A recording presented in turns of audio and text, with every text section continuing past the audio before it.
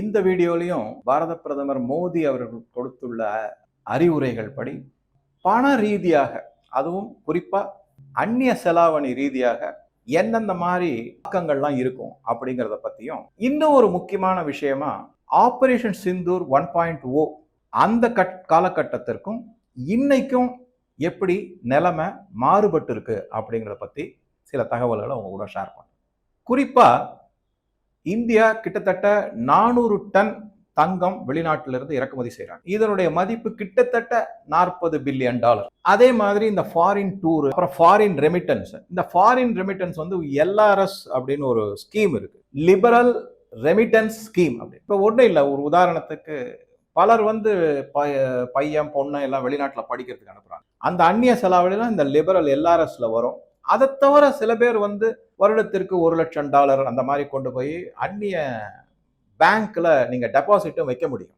ஏதோ college fees கட்டணும்ன்றது இல்லை, அவங்களுக்கு டே டு டே நாள்தோறும் வாழ்வதற்கான செலவிற்கான பணம் அதெல்லாமே அந்நிய செலாவணி. இந்த வகையில கிட்டத்தட்ட அவங்க என்ன சொல்றாங்கன்னா, ஒரு $40 to $60 பில்லியன் வருடத்திற்கு அந்நிய செலாவணி இந்தியாவை விட்டு வெளியே போகுது. அதுக்கப்புறமா வந்து எப்பவும் வழக்கம் போல நமக்கு இருக்கிறது வந்து இந்த எண்ணெய் சார்ந்த வர்த்தகம், அந்த இறக்குமதி.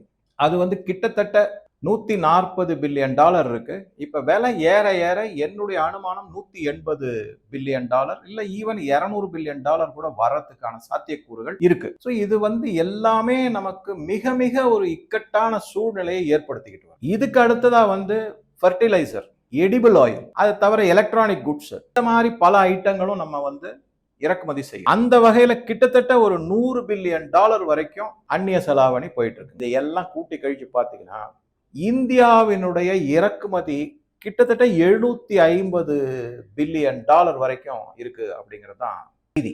அப்ப $750 பில்லியன் அந்நிய செலாவணி இருக்குன்னா இது ஏதாவது குறையுமா அப்படின்னா சாத்தியக்கூறு கம்மி. எதனால அப்படின்னா இந்த எண்ணெய் பிரச்சனைனால, வளைகுடாவில் நடக்கக்கூடிய போர் பிரச்சனையினால இந்த அந்நிய செலாவணி குறைவதற்கு வழி கிடையாது, அதிகரிக்கும் அப்படிங்கிறது தான். அது ஒரு மிக மிக ஆபத்தான கட்டம். அது பொருளாதாரத்திற்கு ரொம்ப வீழ்ச்சி அடையும். சரி, என்ன செய்யலாம்னா தான் இந்த இடத்துல தான் பாரத பிரதமர் வந்து நமக்கு சில அறிவுரைகளை சொல்லி எண்ணெய் உபயோகத்தை குறைங்க. அந்த மாதிரி போன வீடியோவில் சொன்னது எல்லாமே நீங்கள் கோல்டு வாங்குறது குறைங்க, ஃபாரின் டூர் குறைச்சிக்கோங்க, கார் பூலிங், EV, ஃபெர்டிலைசரே 50% குறைங்க. இதன் மூலமாக என்ன எதிர்பார்க்கப்படுகிறதுனா கிட்டத்தட்ட 20 to 30% சேமிப்பு, அந்நிய செலாவணி சேமிப்பு வரக்கூடும் அப்படிங்கிறது பொருளாதார வல்லுநர்கள்லாம் கணிச்சு சொல்லியிருக்காங்க. அதாவது 20% 30%னா ஒரு $150 பில்லியன் இருந்து $200 பில்லியன் வரைக்கும் அந்நிய செலாவணியை நம்ம இந்த அறிவுரைப்படி நடந்து கொண்டால் சேமிக்க முடியும் அப்படிங்கிறது தான் செய்தி.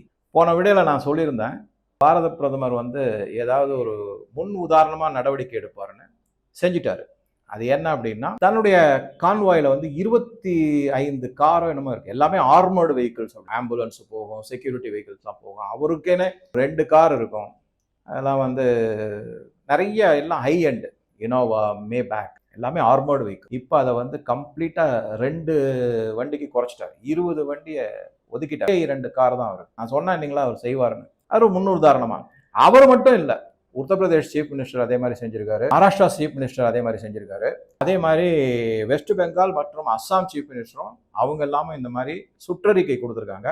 அத்தியாவசியத்தை தவிர தேவையில்லாத விஷயத்துக்கு இந்த மாதிரி கார்லாம் யூஸ் பண்ணக்கூடாது, எல்லாம் குறைக்கப்படும், செலவினங்கள் குறைக்கப்படும், அந்நிய செலாவணியை சேமிக்க வேண்டும் அப்படிங்கிறது. ஆக மொத்தம் பாஜக ஆட்சி செய்யக்கூடிய எல்லா மாநிலங்கள்லையும் கொஞ்சம் கொஞ்சமா பாரத பிரதமருடைய முன் உதாரணத்தையும் அறிவுரையும் எடுத்து அவங்க அதை நடைமுறைக்கு கொண்டு வந்துட்டாங்க. இங்க என்ன பண்ண போறாங்கன்றது தெரியாது. இப்பதான் சமீபத்தில் படிச்சேன், தமிழக முதலமைச்சர் திரு விஜய் அவர்களுக்கு Z+ பாதுகாப்பு கொடுக்கப்பட்டுள்ளது.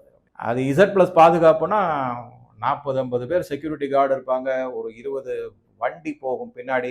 அதெல்லாம் அவர் முன்னெடுத்து எப்படி செய்யறாரு என்னங்கிறத நம்ம பார்க்கணும். இது ஒரு முக்கியமான செய்தி. முதல் அடுத்ததான் நான் எதை ஷேர் பண்ண போறேன் அவங்க கூட அப்படின்னா, சார் நம்ம தான் ஆபரேஷன் சிந்தூர்ல, அதாவது நம்ம இந்தியா மீது தாக்குதல் நடத்துறதுக்கு வந்து 3 எல்லைகள் இருக்கு. ஒன்று வந்து மேற்கு எல்லையில பாகிஸ்தான், கிழக்கு எல்லையில பங்களாதேஷ்.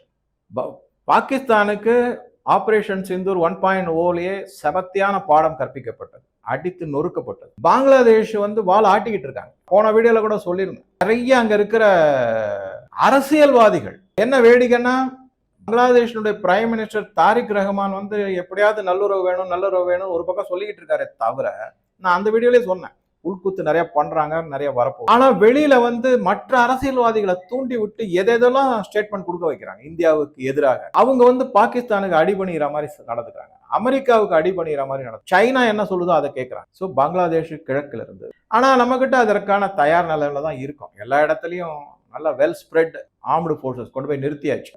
உறுதியான பாதுகாப்புக்கு ஏற்பாடுகள்லாம் செய்யப்பட்டுள்ளது. மூன்றாவது வந்து சைனா.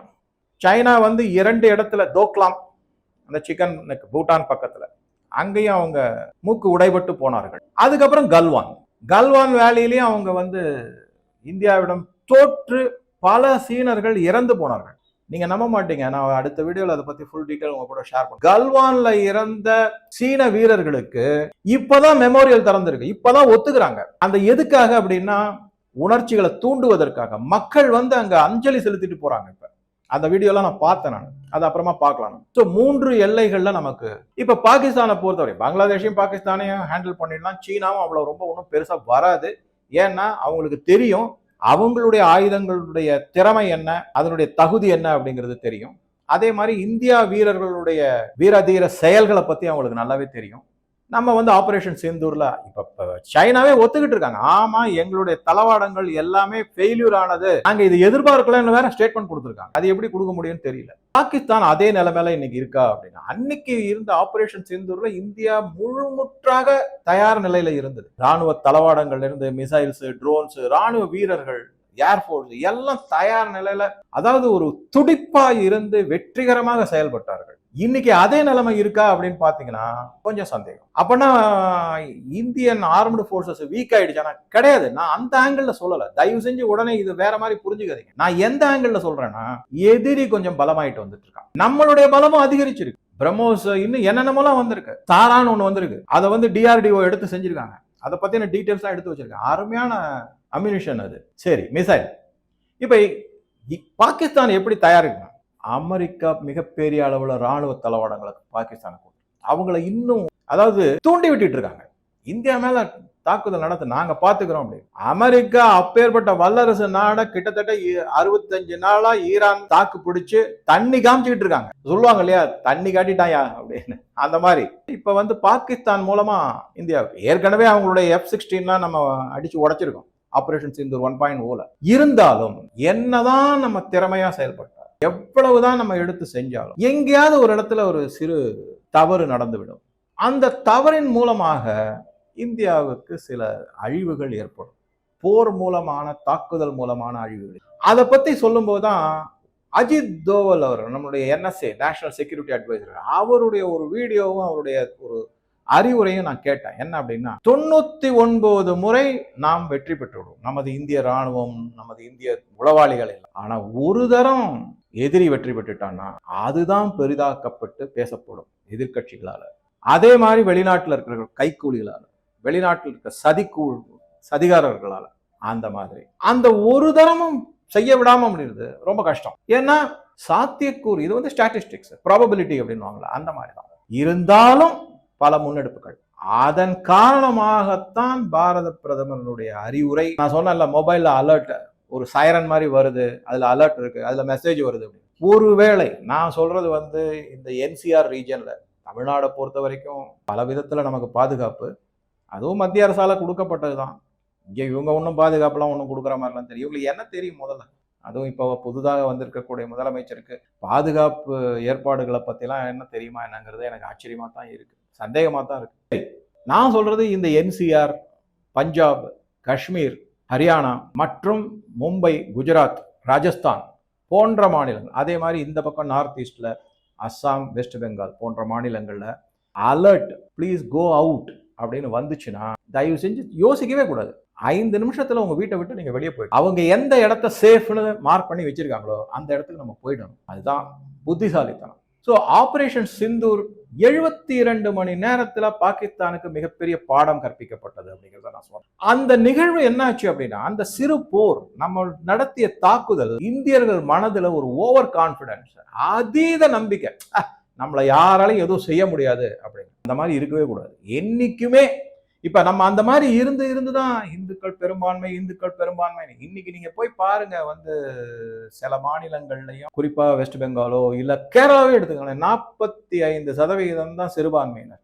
ஆனா 30% தான் இந்துக்கள், 55% இந்துக்கள் இருக்காங்கன்னு சொல்லிட்டு இருக்காங்க. ஆனா 30% எம்எல்ஏக்கள் தான் இந்துக்கள். மிச்சம் 70% எம்எல்ஏக்கள் கிறிஸ்துவர்கள் மற்றும் இஸ்லாமியர்கள் தான். அதனால எவ்வளவோ பின்விளைவுகள்லாம் இருக்கு. அதை பத்தி இப்போ ஒன்றும் டிஸ்கஸும் பண்ண முடியாது. பட் அது இருக்குங்கிறது உண்மை. எதுக்காக சொல்றேன்னா, இந்த ஓவர் கான்பிடன்ஸ், எங்களை ஒன்றும் செய்ய முடியாதுப்பா, நம்மளை யார் என்ன செய்ய முடியும், நம்மளாம் பெரும்பான்மை, அந்த நினைக்கவே நினைக்காதீங்க. ஸோ இந்த ஒரு ஓவர் கான்பிடன்ஸ், இந்த மாதிரி ஒரு உதாசீனப்படுத்துவது, ஒரு பொறுப்பற்ற வகையில நாம் நடந்து கொள்வது, நாட்டினுடைய பாதுகாப்பு முக்கியம் என்று கருதாமல் இருப்பது, அதற்கு நமது பங்கே தேவையில்லை, வேற யாரோ பார்த்துப்பாங்கன்ற ஒரு மனப்பான்மை, இதையெல்லாம் கொஞ்சம் கொஞ்சமா எடுத்து வெளியில தூக்கி போட்டுட்டு, பாரத பிரதமர் மோடி என்ன சொல்லியிருக்காரோ அந்த அறிவுரைப்படி கொஞ்சம் நடந்துக்கிட்டோம்னா நமக்கு நல்லது, நம்ம வருங்கால சந்ததியருக்கு நல்லது, நம்ம நாட்டினுடைய பாதுகாப்புக்கு நல்லது, அந்நிய செலாவணியை சேமிக்க முடியும், பொருளாதாரம் வீழ்ச்சி அடையாமல் இருக்கும். இதுதான் முக்கியமான செய்தி. எந்த விதமான வதந்திகளுக்கும் உட்படாதீங்க, நம்பாதீங்க. நீங்க ஒரு உறுதியான தேசியவாத தலைவரை பிரதமரா அமைச்சிருக்கீங்க. டெஃபினட்டா அவரு நாட்டினுடைய பாதுகாப்பு மற்றும் மக்களுடைய பாதுகாப்பு எல்லாத்தையும் எடுத்து செய்வார். ஸோ அடுத்த சில வீடியோக்கள்ல வெளிநாட்டிலிருந்து வந்திருக்கக்கூடிய சதிகள் எந்தெந்த மாதிரிலாம் இந்த தாக்குதல்கள் இந்தியா மீது நடத்தப்படும் அப்படிங்கிறதுக்கானது எல்லாமும் நான் உங்க கூட ஷேர் பண்றேன். குறிப்பா பாகிஸ்தான்ல பல நிகழ்வுகள் நடந்திருக்கு, பங்களாதேஷ்ல பல நிகழ்வுகள் நடந்திருக்கு. இரண்டுக்குமே காரணம் அமெரிக்காவும் சைனாவும் அப்படிங்கிற செய்திகளை படித்தேன். அதுல இன்னும் கொஞ்சம் டேட்டாலாம் சரி பார்த்துட்டு உங்க கூட ஷேர் பண்றேன். ஸோ உங்க கருத்துக்களை பதிவிடவும். நன்றி, வணக்கம்.